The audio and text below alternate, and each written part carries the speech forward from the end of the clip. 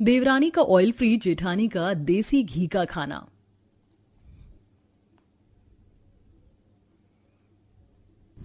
अरे ये क्या, ये देसी घी का डब्बा तो खाली हो गया और कढ़ाई में बस मैंने 4 चम्मच देसी घी डाला है। इतने कम देसी घी में क्या ही सब्जी बनेगी, खुशबू भी नहीं आएगी ठीक से। अंजलि किचन में कबर्ड से एक बड़ा सा देसी घी का डिब्बा निकालती है और उसे खोलकर उसमें से बड़े बड़े 5 चम्मच कढ़ाई में देसी घी डालकर सब्जी का तड़का लगाने लगती है। ये आई ना देसी घी की खुशबू, ये लगा हींग का तड़का। पूरे मोहल्ले में सबसे अच्छे खाने की खुशबू हमारे घर से आती है। मेरे मुंह में तो अभी से ही पानी आ रहा है।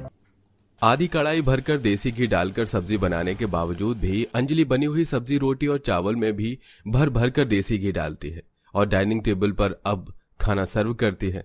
हद से ज्यादा देसी घी खाने से टेबल पर गिर रहा होता है। माँ जी कैसी बनी है आज सब्जी? बढ़िया है ना? मुझे तो बहुत पसंद आई।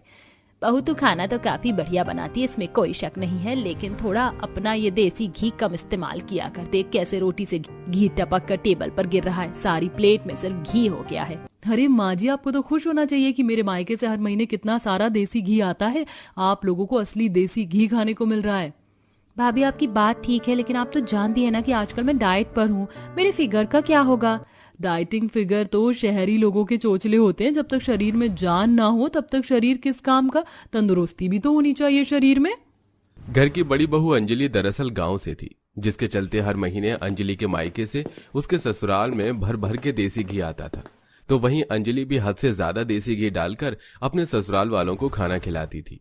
सभी लोग खाना खाकर अब हॉल में बैठ जाते हैं और लड़कियों की फोटो देखने लगते हैं। बहू फोटो तो देखकर बताओ कैसी है? इस लड़की का नाम पूनम है, मैंने अपने छोटे के लिए पसंद की है। लड़की तो सुंदर है, लेकिन लड़की थोड़ी दुबली पतली नहीं है? शहर की लड़कियां तो दुबली पतली ही होती हैं। कोई बात नहीं माँ जी, जब ये आएगी तो इसे भी मैं अपना देसी घी खिला खिला कर तंदुरुस्त कर दूंगी। ऐसे ही कुछ हफ्ते गुजर जाते हैं और सुषमा की पसंद की गई पूनम का घर के सबसे छोटे बेटे सुधीर से रिश्ता तय हो जाता है और 1-2 महीने में ही उनकी शादी भी हो जाती है। शादी के बाद आज पूनम की पहली रसोई की रस्म होती है। अच्छा हुआ मैं अपने साथ लो कोलेस्ट्रॉल ऑयल की बोतल ले आई थी। ना जाने ये लोग किस तरह का तेल इस्तेमाल करते हैं खाने में। ये गया 1 ढक्कन तेल, इतना काफी है, कहीं ज्यादा तो नहीं हो गया? अरे तुम इस छोटे से ढक्कन से तेल मापकर कढ़ाई में क्यों डाल रही हो? भाभी वो क्या है ना, मैं खाने में इतना ही तेल डालती हूँ, मुझे तो लग रहा है ये भी ज्यादा हो गया है। वो क्या है ना, जितना हो सके ऑयल फ्री खाना खाना ही चाहिए, हेल्थ के लिए बहुत अच्छा होता है। ऑयल फ्री खाना? तुम शहरी लोगों के चोचले होंगे, लेकिन ये हमारे घर में नहीं चलता। हमारे घर में जब तक खाने में भर भर के देसी घी ना हो, कोई निवाला तक नहीं उठाता। इतना कहकर जेठानी देसी घी का डिब्बा निकालती है और कढ़ाई में भरकर देसी घी डाल देती है, जिसे देख देवरानी, are you out of your mind? ये तुमने क्या किया? पूरी कढ़ाई देसी घी से भर दी। ये कितना अनहेल्दी है हमारी बॉडी के लिए। ये अंग्रेजी लाइन अपने पास रखो, समझी? अगर शरीर में तंदुरुस्ती चाहिए तो देसी घी तो खाना ही पड़ेगा और तुम्हारी पहली रसोई का खाना भी देसी घी में ही बनेगा। मैं भी देखती हूँ कि कैसे ये खाना देसी घी में बनता है। गुस्से में पूनम देसी घी से भरी कढ़ाई को सिंक में रख देती है और अब वापस एक और कढ़ाई लेकर ढक्कन से उसमें तेल डालकर सबके लिए खाना बनाती है। ये देख अंजलि का खून खौल उठता है, लेकिन वो चाहकर भी कुछ नहीं कर पाती। थोड़ी देर में देवरानी अपना ऑयल फ्री खाना लाकर डाइनिंग टेबल पर लाती है। अरे वाह, कितने दिनों के बाद देसी घी का टपका हुआ खाना देखा है। खाकर भी देखिए, खाने में भी काफी टेस्टी और हेल्दी है। सभी जैसे ही देवरानी का बनाया हुआ ऑयल फ्री खाना खाते हैं तो सबका मुंह बन जाता है। ये कैसा खाना बनाया है? अच्छी बात है कि तूने अपनी जेठानी की तरह भर भर के देसी घी नहीं डाला, लेकिन इसमें तो नाम के लिए भी तेल नहीं है। बिना तेल के भी खाने में कोई स्वाद आता है क्या? और बनाओ ऑयल फ्री खाना। देखा, मैंने कहा था ना कि किसी को भी तुम्हारा ऑयल फ्री खाना पसंद नहीं आएगा। माँ जी, क्या आपने कभी तेल पीकर देखा है? उसमें कोई टेस्ट नहीं होता है। आप लोगों का बस वहम है कि तेल से खाने में स्वाद आता है। मैं तो बिना तेल का खाना खाती हूँ। आपके लिए मैंने तेल डाल दिया खाने में, और अब आप लोगों की उम्र हो चुकी है। अगर खुद को फिट रखना है तो ऑयल फ्री खाना चाहिए। दोनों का एक दूसरे से मुंह बन जाता है और ऐसे ही अगला दिन आ जाता है, जहां एक तरफ जेठानी देसी घी में लपलपाए आलू के पराठे बनाकर नाश्ते में सबके लिए लाती है, तो वहीं देवरानी 0 ऑयल यूज करके सबके लिए हेल्दी सैंडविच बनाती है। आज भी मम्मी ने देसी घी के पराठे बना दिया। अगर मैं इसे खाऊंगा तो मेरे हाथ गंदे हो जाएंगे। कल भी गलती से मैंने अपनी स्कूल की शर्ट पर हाथ लगा दिया था। एक काम करता हूँ, चाची ने तो सैंडविच बनाया, वो खा लेता हूँ। बंटी अपनी माँ के देसी घी के पराठे को छोड़ अपनी चाची के बनाए हुए सैंडविच को खाने लगता है। तभी वहां अंजलि आ जाती है। तेरे लिए सुबह सुबह उठकर मैंने देसी घी के पराठे बनाए और तू है कि ये घास फूस खा रहा है। छोड़ उसे और ये पराठे खा। भाभी, आपसे ज्यादा तो आपका बेटा समझदार है। उसको भी पता है कि देसी घी हमारी बॉडी के लिए कितना अनहेल्दी हो रहा है, तभी तो वो मेरा बनाया हुआ हेल्दी और लाइट सैंडविच खा रहा है। तुम्हें शौक है ना ऑयल फ्री खाने का, तो तुम खुद खाओ, लेकिन मेरे बेटे को उससे दूर रखो, समझी तुम? और बंटी, तूने अभी तक सैंडविच नहीं छोड़ा। एक बार फिर दोनों देवरानी जेठानी के देसी घी और ऑयल फ्री खाने को लेकर बहस छिड़ जाती है और ऐसे ही कुछ दिन गुजर जाते हैं। अरे वाह, बिना तेल की एक बूंद इस्तेमाल करे कितनी बढ़िया सब्जी बना दी इन्होंने तो। मैं भी आज बिना तेल की सब्जी बनाऊंगी।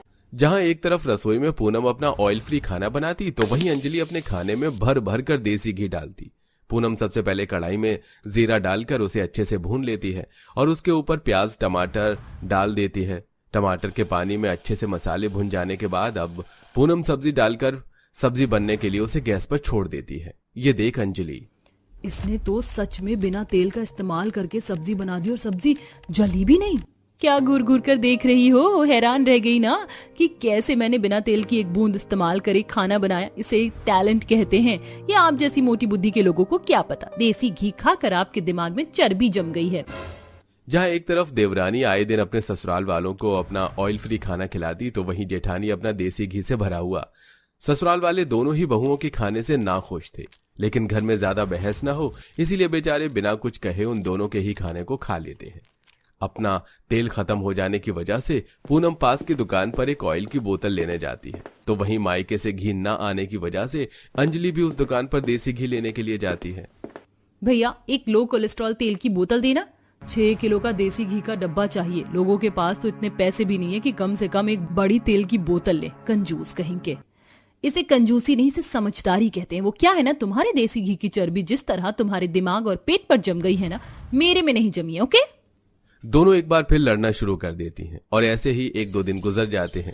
शाम को सुधीर जैसे ही ऑफिस से घर आता है, तो पूनम देखती है कि सुधीर की आधे से ज्यादा शर्ट पर ढेर सारा तेल लगा हुआ है और उसका बैग भी ऑयल से लथपथ है।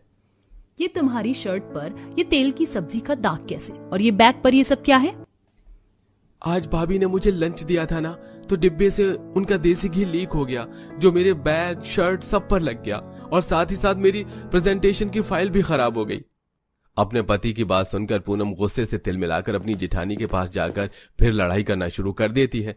जैसे जैसे दिन गुजरते हैं वैसे वैसे अब अंजलि का वजन भी बढ़ने लगता है, तो वहीं पूनम भी काफी पतली दुबली हो गई थी। माँ जी, मेरा कितना ज्यादा वजन बढ़ रहा है, क्या करूं मैं?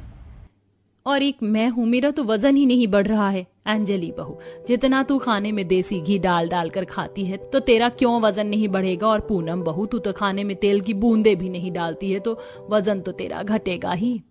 क्या माँ जी, आप भी ना? मुझे कोई और कारण लग रहा है, लगता है किसी की नजर लग गई है। 1 महीना तुम दोनों किचन की भागदौड़ मेरे हाथों में दे दो, नाश्ते से लेकर खाना सब कुछ मैं बनाऊंगी, फिर तुम देखना। सुषमा अब लगातार 1 महीने तक खुद ही सुबह से लेकर रात तक खाना बनाती है और 1 महीने में ही अंजलि ये नोटिस करती है कि उसका वजन पहले से कम हो गया है, तो वहीं पूनम का वजन थोड़ा बढ़ गया है। तेल और घी का सही इस्तेमाल करने से इंसान की सेहत भी बनी रहती है और साथ ही कोई नुकसान भी नहीं होता। आप समझी तुम? अगर तेल और घी का सही मात्रा में इस्तेमाल करोगी, खाने में स्वाद भी आएगा, सेहत भी बनी रहेगी। माँ जी, सही कहा आपने। काश ये बात हम पहले ही समझ जाते तो हमारे बीच इतना मनमुटाव पैदा ही ना होता। अब दोनों देवरानी जेठानी अपनी सास के बताए हुए तरीके से सही मात्रा में घी और तेल का इस्तेमाल करती हैं और अब दोनों के बीच का मनमुटाव भी खत्म हो जाता है। ग्रीष्मकाल की तपती धूप में सब परेशान थे। एक दिन बड़ी बहू, उफ बाप रे, कितनी गर्मी है। माँ जी, खाना बनाते बनाते बहुत गर्म भाप लग रही है। चूल्हे के सामने बैठना मतलब गर्म भट्टी के सामने बैठने जैसा है। सोचो दीदी, हमारा घर में ये हाल है। हम तीनों के पति तो बाहर सच में चूड़ी की भट्टी में काम करते हैं, जहाँ दिहाड़ी भी मामूली सी है, जिनमें हम घर का खर्चा नहीं चला सकते। नए कूलर पंखे लाना तो बहुत बड़ी बात है। तुम ठीक कहती हो बहू, जरा से पैसों में घर का खर्चा नहीं चल रहा, ऊपर से इस गर्मी में मेरा तो गर्दन और पीठ बहुत जल रहा है। काश हमारे पास वो ठंडा ठंडा पाउडर होता जिसे लगाकर हमारी गमौरी ठीक हो जाती, पर ना हमारे पास पाउडर है और ना ही बर्फ। खाना बन गया है, आप सब खाना खा लीजिए। नहीं दीदी, अभी गर्मी की वजह से ये गर्म खाना खाने का बिल्कुल मन नहीं कर रहा, कुछ देर बाद खाएंगे। हाँ बहू, जरा मटके का पानी तो दे दे, उससे ही प्यास बुझा लूं। सुहानी सास की आवाज सुनकर उसे मटके का पानी देती है। तब हाय हाय, इतनी भयंकर गर्मी में तो मटके का ठंडा पानी भी काम नहीं आ रहा। गला चाहता है बर्फ का ठंडा पानी पीकर प्यास बुझाऊं। हाँ माँ जी, मेरा भी ठंडा पानी पीने का मन है। हमारे पास इतने पैसे होते हैं कि हम घर में एक छोटा फ्रिज ले आते हैं, लेकिन यहाँ तो खाने के ही लाले पड़े हुए हैं। गर्मी से कैसे बचे वो तो बात की बात है। लो जी, आप सब नींबू पानी पी लो, ये पीकर ही आप सबको थोड़ी राहत मिल जाएगी। उसके बाद खाना खाएंगे क्योंकि गर्मी तो कट नहीं रही है। ये अच्छा किया बहू तूने। फिर उन्हें थोड़ी राहत मिलती है, जिसके बाद वो खाना खाकर गीली तौलिया ओढ़कर कुछ देर आराम करते हैं। शाम होती है, फिर खाने की तैयारी और तीनों के पति आ जाते हैं। बाप रे, इतनी शाम को भी गर्म पानी आ रहा है। फैक्ट्री में भी जलो और यहाँ पर भी जलो। क्या करें, काम और तनख्वाह है ही ऐसी कि गर्मी में इस तरह मरना पड़ेगा। तीनों बहुएं अपने पति की बात सुनकर बहुत चिंतित होती हैं। फिर खाना खिलाते खिलाते तीनों बाहर काम करने की बात करती हैं। पहले सास मानती नहीं है, लेकिन फिर मान जाती है। फिर सब लोग खाना खाकर बड़ी मुश्किल से मच्छर और गर्मी के बीच सो पाते हैं। गर्मी में दिन गुजरते हैं। एक दिन उनके अमीर मेहमान की गाड़ी उनके घर के सामने खड़ी हो गई थी, तो वो घर के अंदर आते हैं और उन्हें बहुत गर्मी लगती है। अरे यहाँ तो बहुत गर्मी है, मेरे से नहीं रुका जा रहा। मैं अपनी एसी वाली गाड़ी में बैठ जाता हूँ। इन गरीब लोगों के घर में रहना तो मुश्किल है। अरे आप थोड़ी देर बैठ जाइए ना, हम आपको शरबत देते हैं, आपको हवा कर देते हैं। क्या करें, हमारे घर में कूलर एसी नहीं है, इसीलिए तो हमें तुम्हारे घर में नहीं रहना। बेइज्जती करके उनके रिश्तेदार वहां से चले जाते हैं। अगले दिन तीनों बहुएं काम की तलाश में जंगल को पार करने के लिए अलग अलग रास्ते हो जाती हैं। हे भगवान, बस आज मुझे नौकरी मिल जाए। हम सब लोग गर्मी से बहुत परेशान हैं। गर्मी से परेशान पल्लवी जंगल के रास्ते को पार कर ही रही थी कि गड्ढे में गिर जाती है, जो कि बेसमेंट सा बना होता है। उई अम्मा, ये कहाँ गिर गई मैं? कोई मेरी मदद करो, मुझे सांस नहीं आ रही है, मुझे ताजी हवा में ले चलो। ये आवाज यहाँ कैसे गूंज रही है? कौन है यहाँ? अरे ये बेचारा पौधा यहाँ क्या कर रहा है? कितने प्यारे फूल है इसके ऊपर। यहाँ तो इसका दम घुट रहा होगा। इसे खुली हवा में ऊपर ले जाती हूँ। पल्लवी उठकर उस पौधे को एक हाथ में लेकर सीढ़ियों से ऊपर जाती है और एक हवा वाली जगह पर उसे रख देती है। हवा मिलते ही वो मुरझाया पौधा खुशी से खिल उठता है और तभी उसकी एक रोशनी पल्लवी में समा जाती है। अरे ये क्या था? मुझे तो कुछ समझ ही नहीं आया। खैर, अब मुझे नौकरी की तलाश में जाना चाहिए। इस तरह पल्लवी जंगल से बाहर निकलकर नौकरी की तलाश करती है। वहीं दूसरी तरफ सुहानी एक खाली बंजर खेत को देखती है। मदद करो, मेरी मदद करो, मुझे पानी चाहिए, मुझे बहुत प्यास लगी है, मेरी मदद करो। मुझे ऐसा क्यों लग रहा है ये बंजर खेत मुझे बुला रहा है? कितना मुरझा गया है। जब हम इंसान गर्मी में इतने परेशान हो जाते हैं तो इस खेत को भी तो पानी की जरूरत होगी। पास की एक नदी में इसमें पानी डाल देती हूँ। सुहानी को थोड़ी दूर पर एक नदी मिलती है, जहां एक टूटे घड़े को भरकर परिश्रम करके गर्मी में उस बंजर खेत में पानी डालती है। ऐसा वो अधिकतम बार करती है, जिससे कि वो खेत हरा भरा हो जाता है और उसके दिव्य रोशनी सुहानी में समा जाती है। सुहानी के साथ भी पल्लवी जैसा होता है और वो फिर काम की तलाश में आगे बढ़ जाती है। वहीं हेमा को कोई काम नहीं मिलता। जब वो उस जंगल में वापस लौटती है तो उसे घायल खरगोश मिलता है। अरे मोरी मैया, ये कितना प्यारा खरगोश गर्मी में ऐसे घायल पड़ा है। मुझे इसकी मदद करनी चाहिए। हेमा घायल खरगोश की मदद करने के लिए आसपास की जड़ी बूटी लेकर उसे हाथ से पीसकर खरगोश के घायल जगह पर लगा देती है और उसे पानी देती है, जिससे वो खरगोश ठीक हो जाता है और कहता है, तुम एक दिन में मेरी मदद की है, मैं तुम्हें एक जादू देता हूँ। इस जादू से तुम कुछ भी कर पाओगी और किसी होने वाली दुर्घटना को भी रोक पाओगी। नहीं, क्या मैंने सही सुना?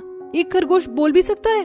नहीं, मेरे सर पर इतनी गर्मी चढ़ गई कि मुझे कुछ भी उल्टा सुनाई दे रहा है। हेमा उस खरगोश को छांव में छोड़कर घर की तरफ बढ़ती है और सास को कहती है, माँ जी, मैंने बहुत ढूंढा, मुझे कोई नौकरी नहीं मिली। हाँ माँ जी, हम दोनों बहुओं को भी कोई नौकरी नहीं मिली। काश माँ जी हमें इस गर्मी में ठंडा ठंडा खाने पीने को मिल जाता, जैसे कि आइसक्रीम, ठंडी कुल्फी, रबड़ी, कोल्ड ड्रिंक, तो थोड़ा चैन मिल जाता। हेमा के ये कहते ही उसके हाथों से जादू निकलता है और तेज रोशनी में उनके सामने खाने पीने की सारी ठंडी चीज आ जाती है। ये देख सभी हैरान होते हैं। हेमा दीदी, आपके कहने वाली सारी चीज ऐसे कैसे आ गई? मुझे नहीं पता, मैंने तो बस ऐसे ही बोला था।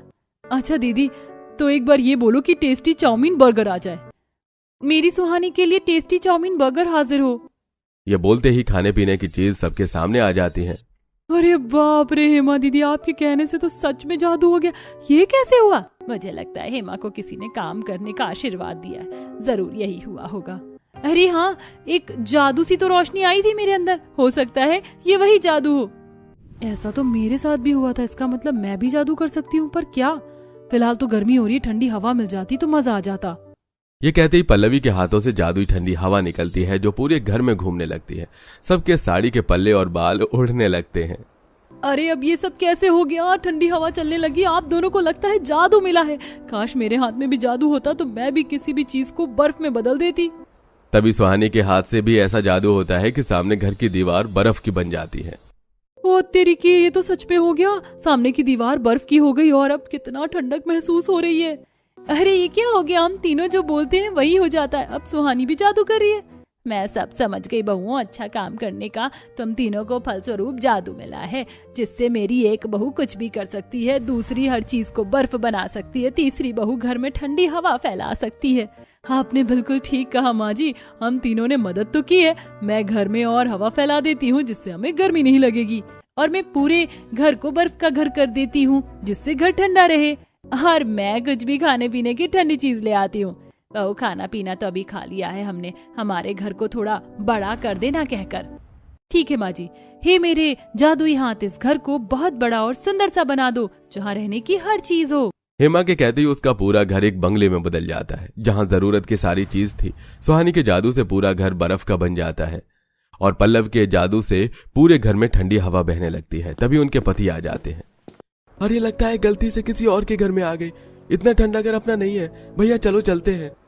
अरे मोहन जी कहाँ जा रहे? रुक जाइए, ये आपका ही घर है। अरे हाँ, ये तो सच में हमारा घर है, लेकिन इतना बड़ा और एसी जैसा ठंडा क्यों है? यहाँ पर तो कोई भी एसी भी नहीं है। ये सब बहुओं की जादू से हुआ है। क्या सच में? माँ, हम तीनों की पत्नी जादुई हो गई हैं। हाँ, और इस जादू से ये घर बर्फ जैसा ठंडा किया है और बड़ा किया है। जादू से यहाँ ठंडी ठंडी फालूदा आ जा। बहू के जादू से उनके सामने ठंडी फालूदा आ जाती है, जिसे देख पति हैरान होते हैं और खाकर बहुत खुश होते हैं। इस तरह तीनों बहू जादू करके अपने पति को खुश रखती हैं। खाने पीने की उन्हें कोई असुविधा नहीं होती। एक दिन उनके वही पुराने रिश्तेदार की गाड़ी खराब होती है। अरे ये कितने मनहूस रिश्तेदार हैं, हमारी गाड़ी बार बार यहीं खराब होती है। इनके गरीब घर में जाने से तो अच्छा है हम गर्मी में यहीं मरे। अरे भाई साहब, हमेशा ऐसा नहीं बोलते। आप एक बार हमारे घर में तो चलिए, आपको गर्मी का एहसास तक नहीं होगा। अपनी झोपड़ी में एसी लगवा लिया तुम लोगों ने, ऐसा ही समझ लो। मेहमान उनके घर में आते हैं जहाँ पैर रखते ही उन्हें ठंडी ठंडी हवा लगने लगती है और तीनों बहू खाने के लिए बेहतरीन चीज पेश करती हैं। तुम्हारे घर में कोई एसी तो दिख नहीं रहा और झोपड़ी कहाँ चली गई? ऐसे कैसे अमीर हो गए तुम 2 हफ्तों के अंदर ही? बस हो गया, मेरे चाचा जी, मेरे पति इतना कमाते जो हैं। खैर, आप आइसक्रीम का मजा लीजिए ना, गर्मी बहुत हो रही है।